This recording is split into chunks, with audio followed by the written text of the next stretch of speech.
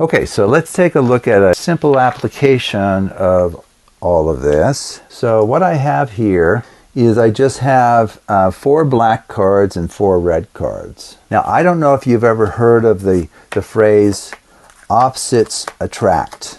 Opposites attract. Okay, so that's a phrase that's often used. People claim that that is in fact true in general. Opposites attract.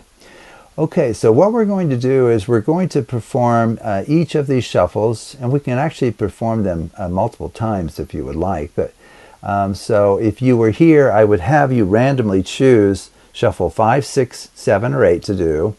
Maybe you'll want to do number 6 first. Okay, that's fine. Okay, so we'll do number 6 first. Okay, so take a look at number 6. What does 6 say? It's a leapfrog. We're going from left to right. 1 goes on 3, 2 goes on 4, and then we're stacking right on left. Which shuffle would you like to do next? Number 8? Okay, we'll do that one next. Try not to go off the screen too much. Number 8, what does number 8 say? Oh, it's 4, goes on top of 2. It's a kind of a leapfrog from right to left. And then we finish with left pile on top of right. Okay, now we've finished shuffle 8. Want shuffle 5 now, which we haven't done. Okay, that's just fine. Okay, so shuffle 5. We're stacking the first pile on top of the third, second on top of the fourth, with the left pile being stacked on top of the right. And then why don't we finish with shuffle 7, which we haven't done yet with this particular packet of cards. Very good. And so here we're stacking from right to left, but with this leapfrog. You're stacking 4 on 2, 3 on 1, and then the right pile gets stacked on top of the left. Now the reality is you could have the spectator choose any one of any of these 4 shuffles in any quantity and in any order. And you will still have significant knowledge of the structure of this packet. In particular, I have enough knowledge, and you would too, to do the following, to essentially confirm the claim, the aphorism that opposites attract. Okay, so this is our little proof that despite all of that mixing and randomization decided by you, the spectator, and what I've done here is I've just put out pairs of cards. Well, if it's true that opposites attract, something special should have happened. Let's find out. Black card and a red. Black card and a red. Red card and a black. And a black card and a red. Look at that. That is indeed proof, I think, that opposites attract. Okay? So, of course, now how you do this, let me just explain the mechanics if you aren't sure how to do this. If you've been watching the videos on Bessey Sequences, you probably can do this without any further help. So this is where we started. Okay? So this is where we started with 4 red and 4 black. Or you could start with 4 black, 4 red, it wouldn't matter. Okay, and then if you remember, what I did was I did something called a triangle deal. Now this is a clever little thing that Werner Miller came up with. So if you just deal kind of clockwise, so I'm going to deal into a triangle like this, and then you simply stack in opposite order, the opposite orientation. So now we'll go counterclockwise. That is guaranteed to take the packet structure that we just had of 4 red and 4 black. It will convert it to a Bessey sequence relative to card color. So we have a black, red, red, black, red, black, black, red. So that's kind of like having a 1, 0, 0, 1, 0, 1, 1, 0. So it's of the correct structure type. Okay? Now, the claim is, because these are Bessey sequences that we're studying in this little series, each and every one of these shuffles over here will preserve or invert it. Now, we know what number 5 does.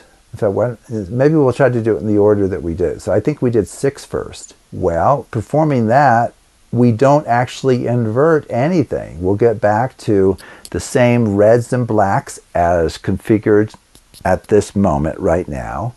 And then I think we went down to number 8. Same thing here. We don't invert. Okay?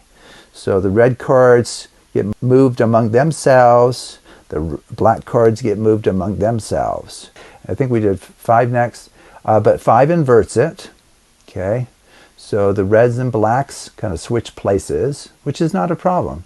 And then down here, number 7 inverts it. So really the net effect, 2 of these leave it as is relative to its Bessey structure, and 2 of these convert it to the inversion of the initial Bessey structure. Okay, so what that will mean then is we started, if you remember, when I showed the organization of the cards after the triangle deal, we had a black, red, red, black, red, black, black, red. So you can rewind the video and confirm that yes, that is indeed the case.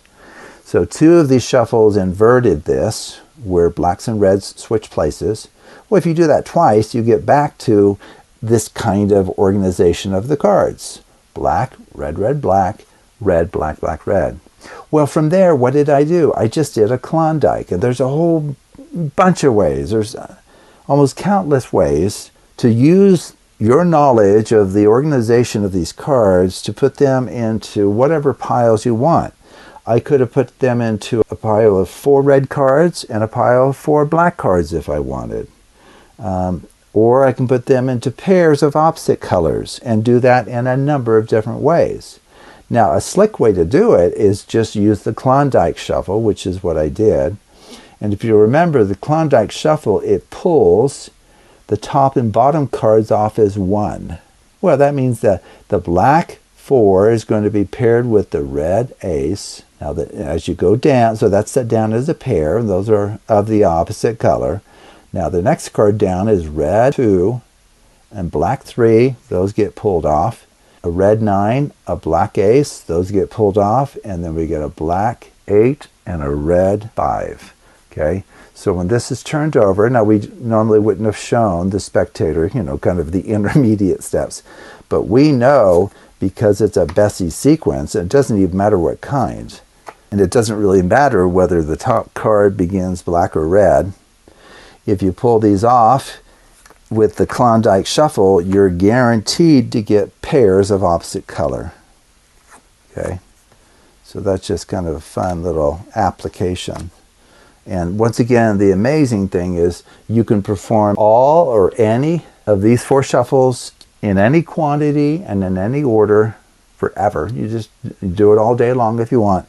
At any point, you could stop using one of these 4 shuffles and finish with this kind of ending, where each pair is guaranteed to be of the opposite color. So anyway, that's just kind of a fun little application that leverages your knowledge of Bessey sequences and these special shuffles that either preserve or invert Bessey sequences. So thank you for watching, and next time we'll take a look at the following 4 shuffles. Here they are on the left. Some pretty crazy ones result from the Monge shuffle, as we'll see. In fact, this bottom left one just shows the highly chaotic nature of a Monge shuffle. But nonetheless, it will not destroy the fundamental organization of a Bessey sequence. It does invert it, which poses no problems for us. And at the end of this whole series, I'll show you 1 or more examples of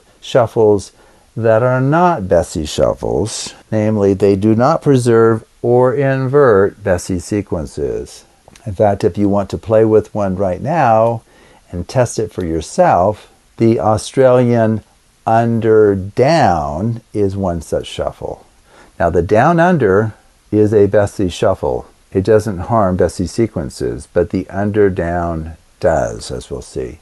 So not every shuffle under the sun is, quote, a Bessey shuffle. But boy, how surprising it is to find that a majority of the systematic shuffles that are used for small packet sizes are indeed Bessey shuffles. That is one of the most surprising consequences of all that we'll show you in this series on Bessey shuffle diagrams. So thank you for watching, and take a look at the next video in this series.